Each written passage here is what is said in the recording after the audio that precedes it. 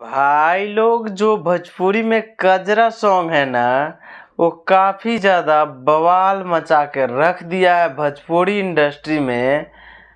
मतलब इतना ज्यादा वायरल हो रहा है वह सॉन्ग ना कि उसका जितना ही प्रशंसा की जाए उतना ही कम है। मात्र एक खेसारी लाल जी का सॉन्ग रिलीज किया जाता है 6 दिन पहले अन्नपूर्णा फिल्म्स के यूट्यूब चैनल से।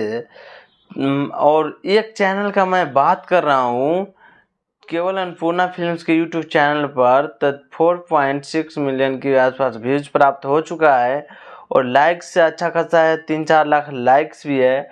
और टोटल व्यूज की बात करें तो 10 मिलियन सबसे बड़ा रिकॉर्ड तोड़ दिए भोजपुरी के दबंग star, superstar, hit machine Khesari Lal Yadav जी।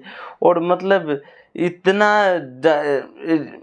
मतलब चल रहा है ना, गांव देहात में यह सॉन्ग बज रहा है ना, मेरे यहाँ तो साहब एकदम कजरा ही कजरा हो रखा है पूरा।